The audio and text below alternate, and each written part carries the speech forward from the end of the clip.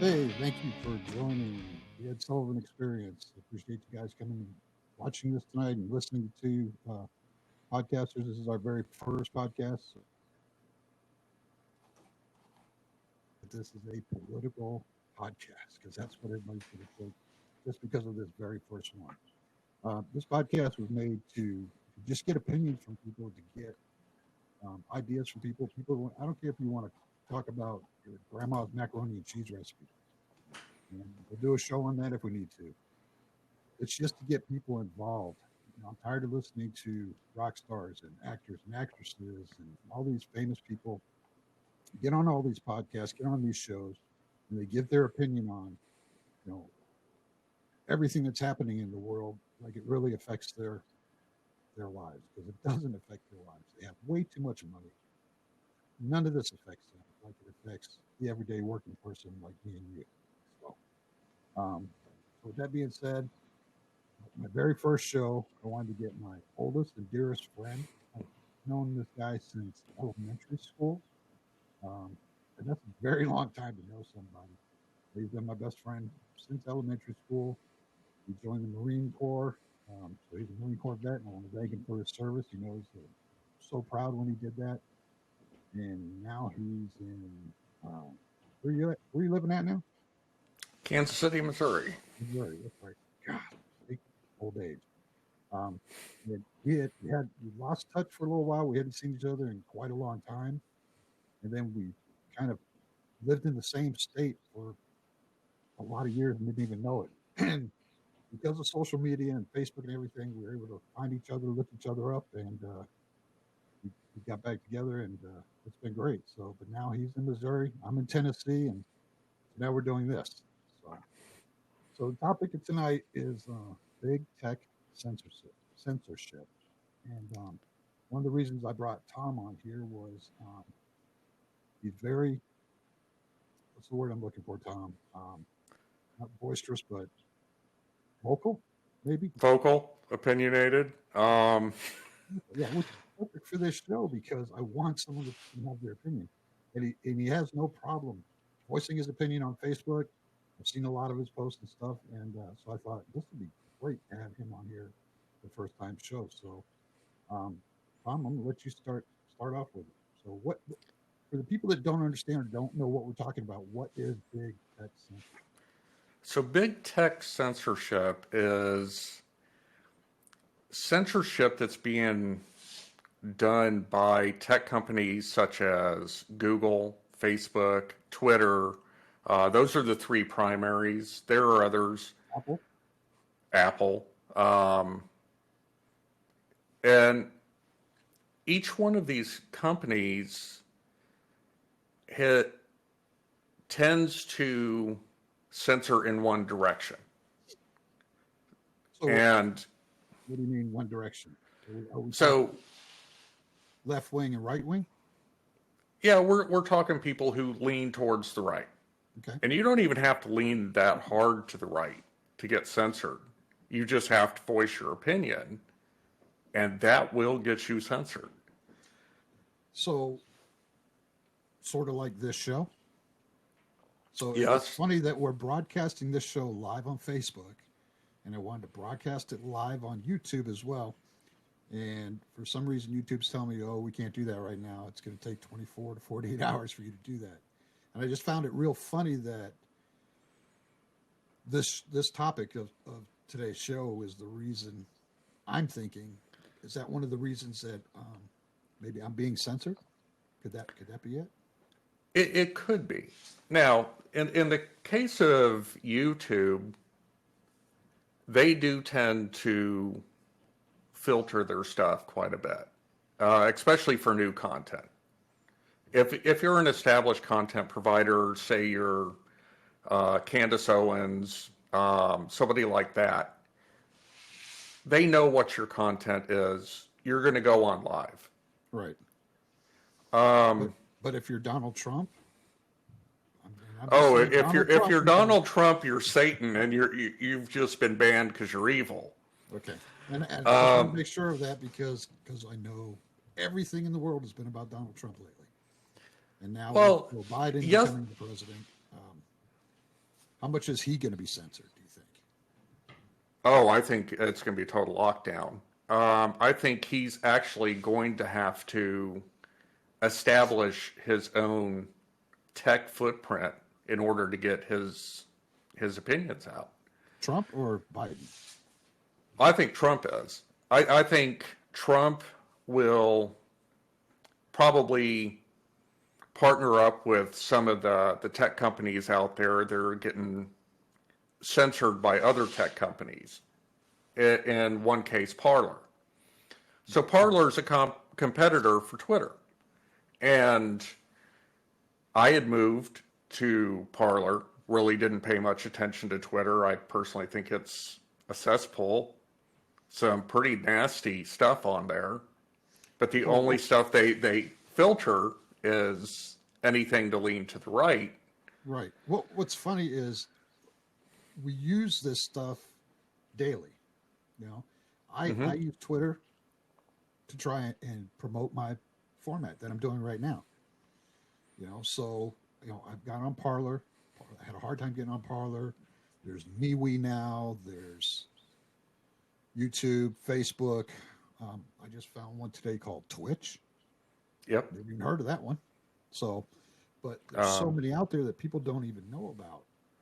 well, and that's the thing about establishing something early and becoming a brand is that you really do block out all your competition. Right.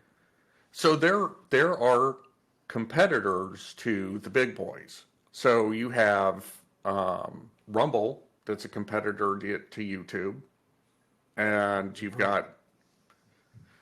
It's actually a pretty nice site, and it's very similar to YouTube. They're a content provider.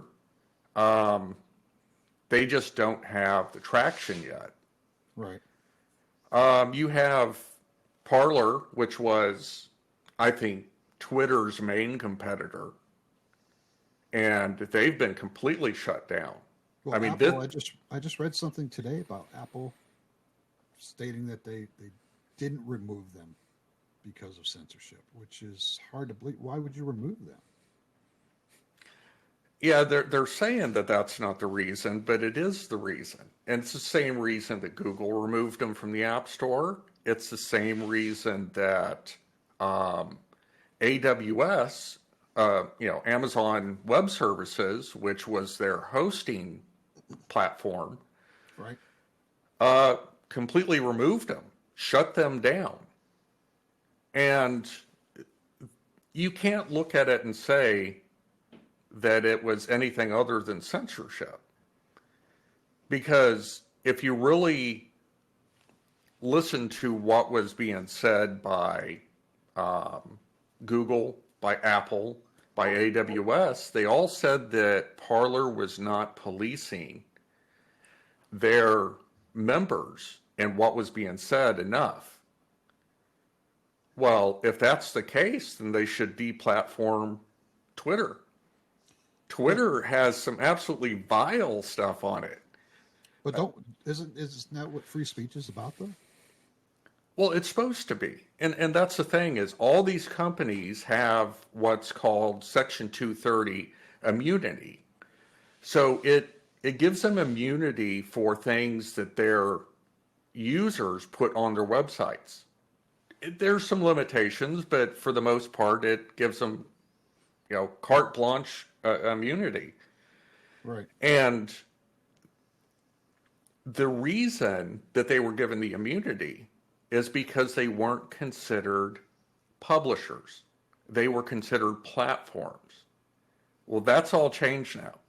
So now what you have is these companies are publishers. When the second you start to edit content,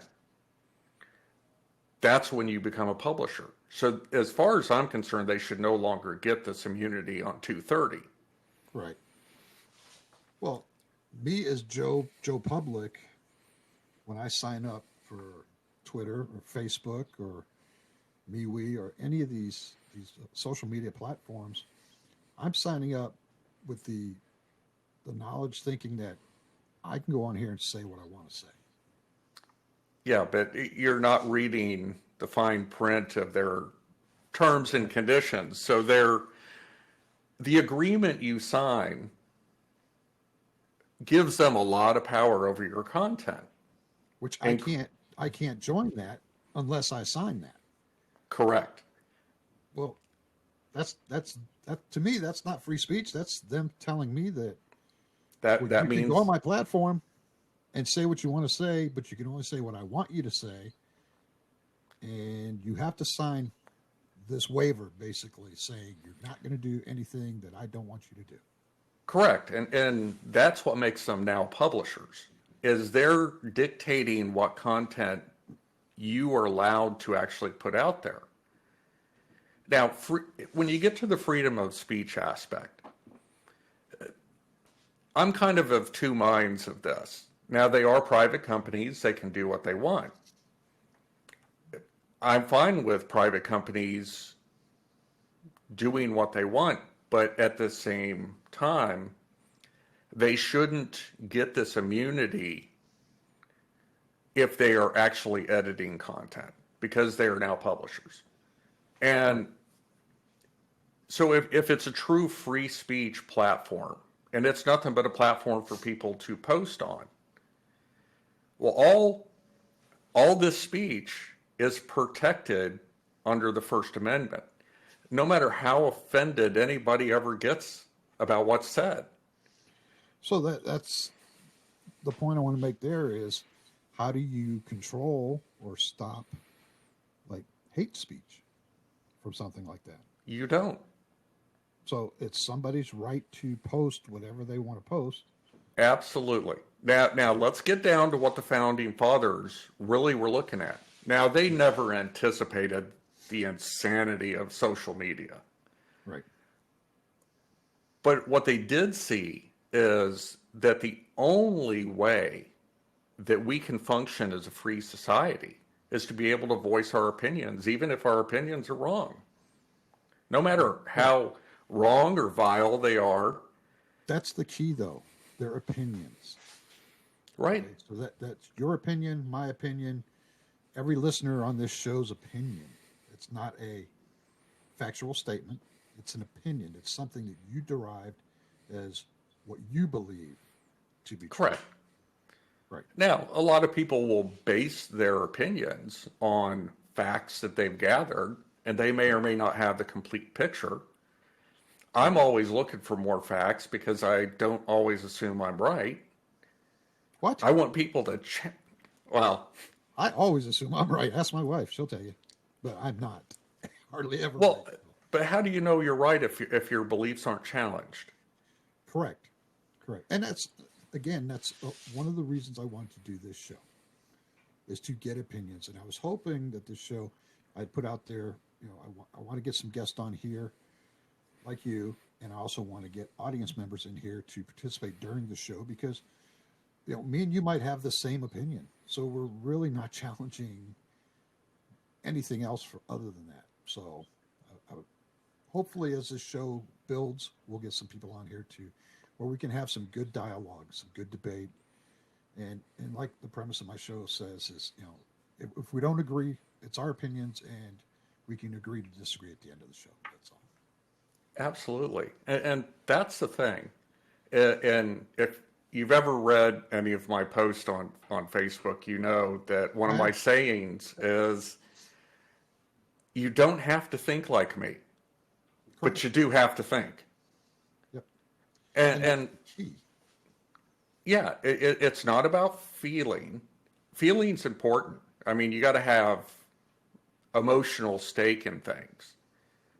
But thought ultimately has got to be the thing that drives your opinions, your thought processes. You have to look at things analytically.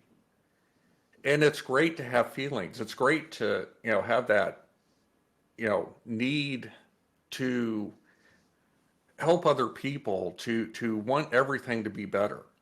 We all do. I think everybody really does have inside of them that desire for things to be better for their family, for their country, for people less fortunate than them.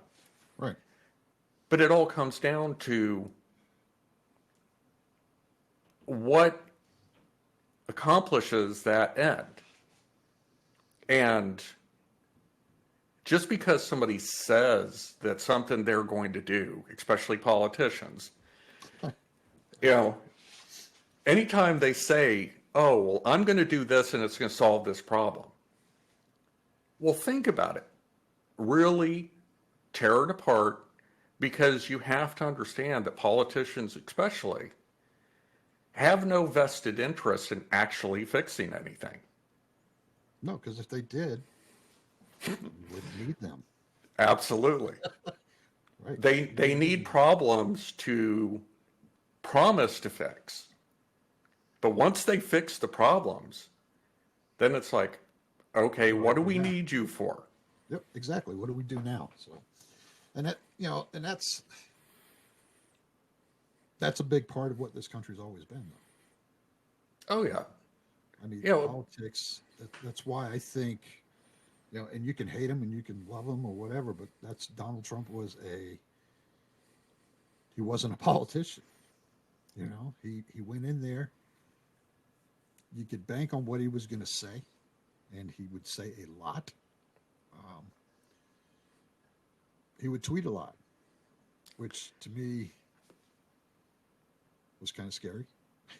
well, it made you cringe at times, and that's the thing with Trump with me is I look at this guy and I'm going, okay, he's boisterous, he's obnoxious at times, he's not well polished, and yes, he's definitely not a politician. If he was a politician, he would have been doing things a whole lot different. Exactly. But what he did do is he got in there and disrupted the system of the good old boys, the power players, all benefiting themselves while making promises to the rest of us that they never deliver on. Correct. It's the same every 4 years. Every 4 years, it's the same. We're going to do this. We're going to do this. We're going to do this. And nothing happens. Well, things actually did happen with Trump. I mean, if you look at his record, and he did it with dealing with the Democrats. So why did he not get reelected?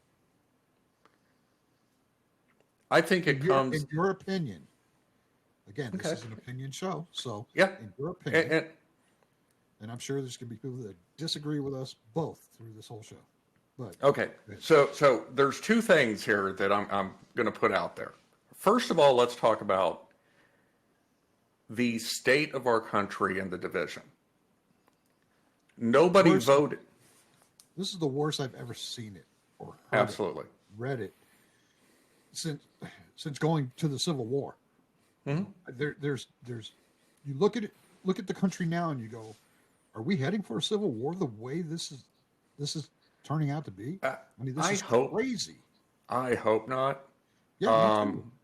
But I couldn't say that I'd be shocked if it happened, which is scary. But we've gotten to the point where Joe Biden got elected not because of Joe Biden. He didn't run on anything. No. Nobody can point to something and say, hey, this is why I voted for this guy. They voted against Donald Trump. Trump, exactly. And the way I look at it is... And people are saying that's how he got elected, because they voted against Hillary Clinton. I think they voted against the system. I think Hillary was part of the system, and yes, they voted against Hillary. I'm just playing devil's advocate for the other side. I agree. I absolutely agree that people voted against Hillary. I think there was a certain amount of people who voted for Trump. They really did believe in what he was putting out there. And if you got past a lot of the hyperbole, a lot of the boisterous stuff that he said, his actual policies were good for the country. Right. And people were able to, people are smart. And that's what politicians don't understand is most of us are actually pretty smart. We see through the BS. We see through a lot of this stuff. And we can filter out the political stuff and just get down to what people really are telling us. And yeah, I think this election was about the hate of one man. And where's that gonna lead us for the next 4 years though? I mean, you already saw what happened at the Congress. Which I find despicable, but not surprising. And let's think about this. For months, we saw nothing but riots and looting and burning. And our media was telling us, hey, this is just mostly peaceful protests. You've got a few radicals here. Right. But we all saw the pictures. We knew better. So what they did is they said to everybody else, the only way you're going to get attention is to do stupid stuff like this. And I found, if you watch the videos of some of these videos, the cops that were there were holding the door for these people. I know. They were letting them walk right through. But they were told to stand down. The cops weren't given the backing from the politicians that they should have got. Well, that makes me wonder, was that the politicians' way of saying, hey, we're going to use this? This is going to be our leverage to help? So, well, who was it? Rahm Emanuel, who put out there, never let a good crisis go to waste. Correct. And that's what our politicians have become. We no longer have statesmen. We no longer have people who go there to serve. I mean, there's a few. But for the most part, they're politicians. They go there for power. Right. Now, let me ask you this about people that get elected to office. Who are you going to trust more? Somebody who went to Washington and got rich? Or somebody who was already rich who went to Washington and lost a good portion of his fortunes?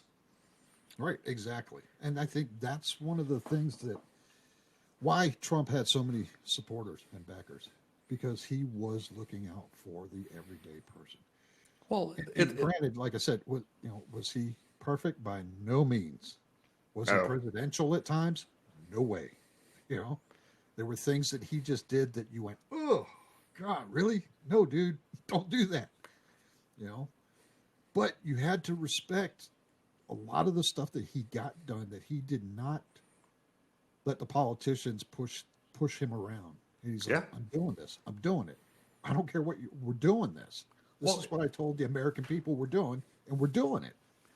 And the thing that gets me is he was doing stuff that the Democrats have been promising us for years, for decades. Yep. Prison reform. Yep. And me politically, it's funny because a lot of people think, oh, well, he's a Republican.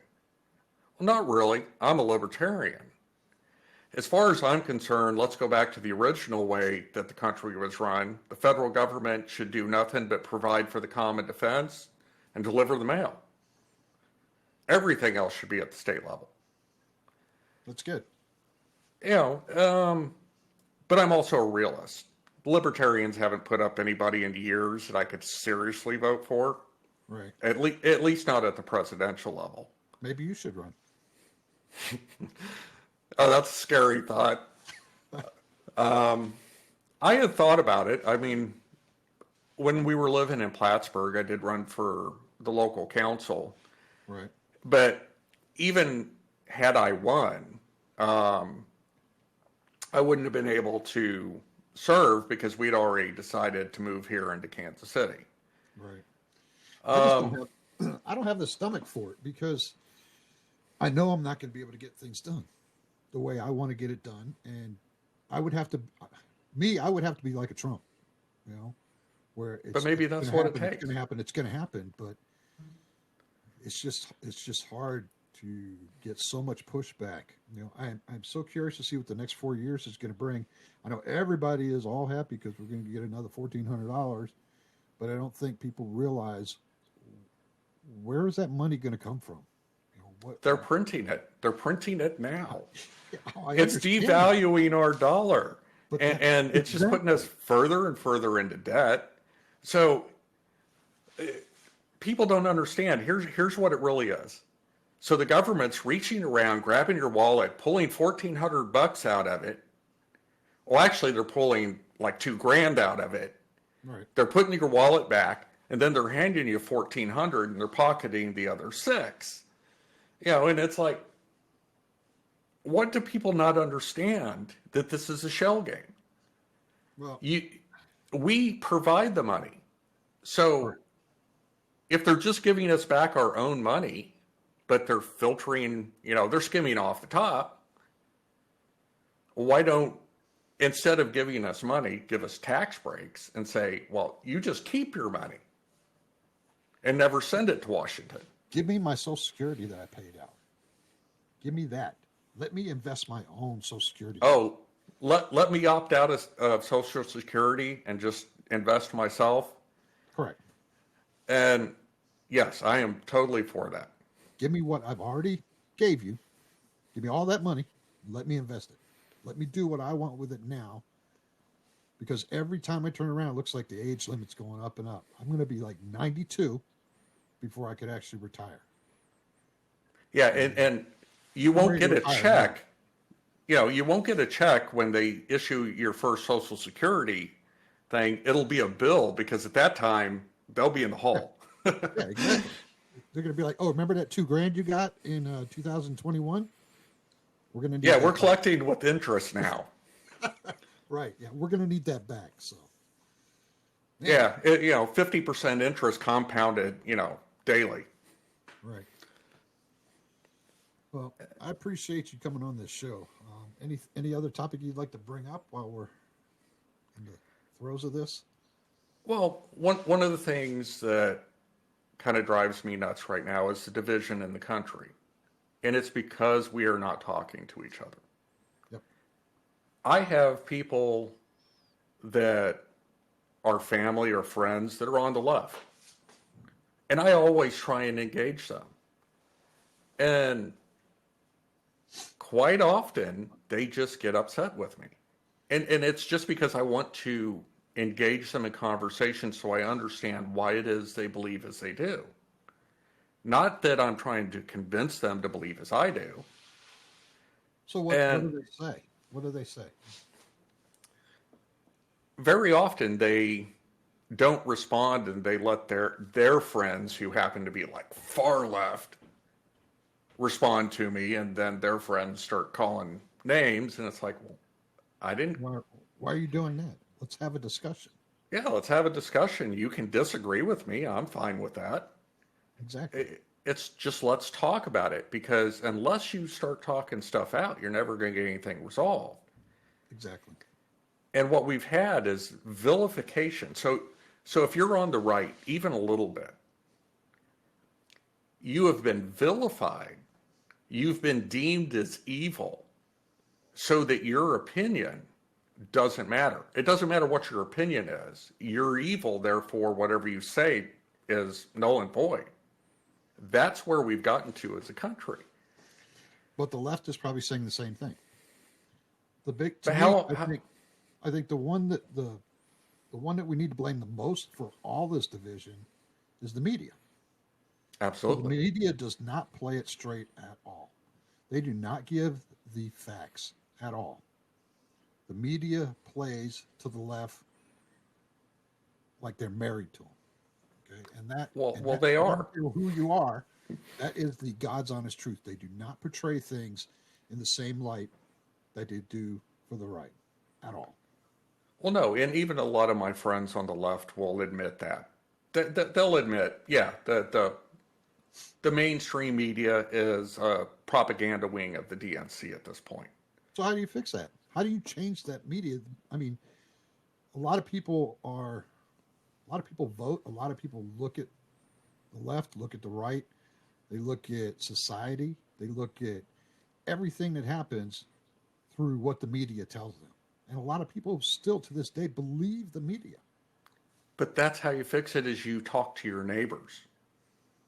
You go out and you talk to people. And you counteract at least some of that.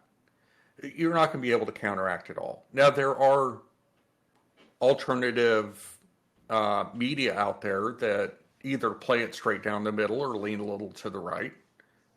You've got Fox News, and their opinion shows tend to lean to the right. Their main news is not if you ask Trump. Election night, he was not happy with Fox News. Well, but who was handling their election night coverage? It wasn't the opinion people at night. So it wasn't Tucker. It wasn't Hannity. It wasn't Laura. So their mainstream part of their main news people are to the left. I mean, it all came out in the election. The first debate. I mean, that was insane. That was just a joke. The first debate. And when I saw that, I'm going, okay, well, they're not even pretending now. Right. That's the thing. But how can society today believe what the media is telling them? I mean, because I still hear people talk about, but I still hear people say, "Oh, it's got to be true because the news said it." Well, it's not. Well, no, it's not true. The only way you counteract any of this is to do your own, your own investigation into the facts. But people don't want to do that. We have become a lazy society of, we don't want to do that. We want to, everything we want to do, we want to get from social media, which is censoring, exactly what we're talking about tonight, censoring what's coming through there. We want to listen to the news. We don't want to do the research. We don't want to have dialogue. We don't want to have debate. We don't want to, a lot of times we don't even want to be involved in it. It's not my mess. My mess. You know how we got here, though? You can't totally blame this on social media. This is our education system. Correct. Our education system is graduating people that don't have the literacy of, an eighth grader. We stopped teaching them how to write. Well, to read, to write, to think, they no longer teach analytical thinking. Here, memorize these facts, or memorize what's in the book, not necessarily facts. Exactly. And even at the college level, it's an indoctrination camp. They lean so far to the left at this point. And you see videos come out all the time of professors who just spout this insanity and this pure hate. And I look around and I'm going, how can you think of your neighbors that way? I mean, exactly. Well, these this aren't. country was founded on people from all walks of life. Absolutely. Okay? That's how we were. We came from all walks of life. And now we are dividing every walk of life.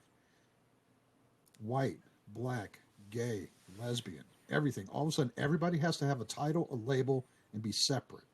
Identity politics. Correct. Why can't we just be United States citizens? Why can't we just be human beings? Why can't we just be people? Why do we have to have a label in society today? I know the reason. And people are not going to want to hear this. The reason that we allow ourselves to be divided into groups and to be labeled is so that we can point to some other group that's somehow been identified and blame them for our situation in life because we don't want to own up to the fact that it really came down to all of our own decisions. Our decisions put us where we are in life. Your skin color, your sexual preference, your religion, your ethnic background may play slightly into it, but ultimately everything's your decisions. Correct. Everything you decide in life. How soon you get married, how soon you have kids, whether you do drugs, whether you educate yourself, where you live. See, that's the thing that drives me nuts is people talk about, oh, well, I can't find a decent job.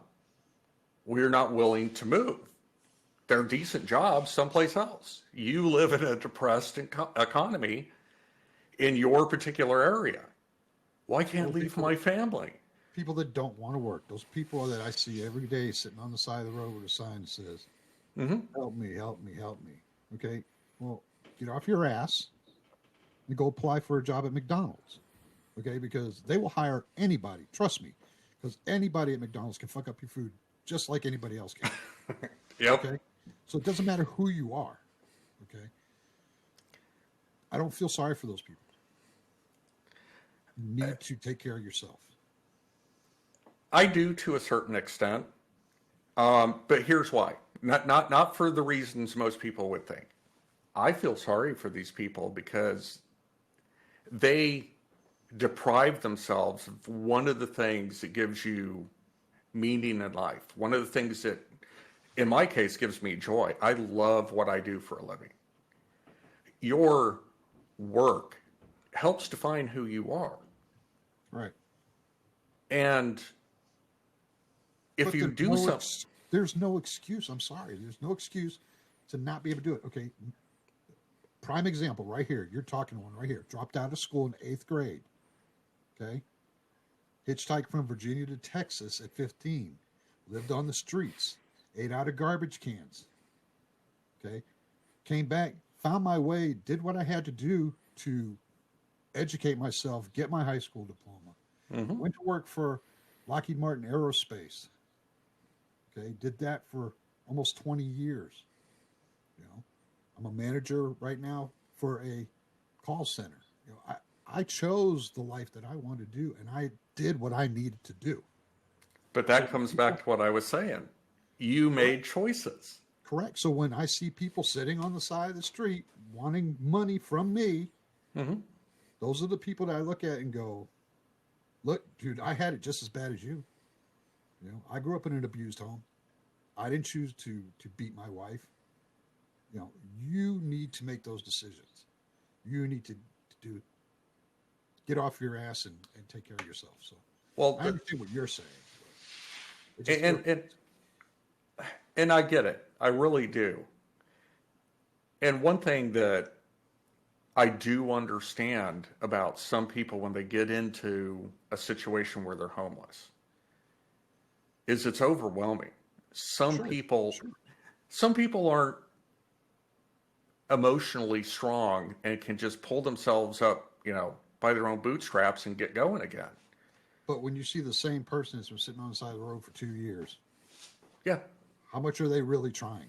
What are they doing?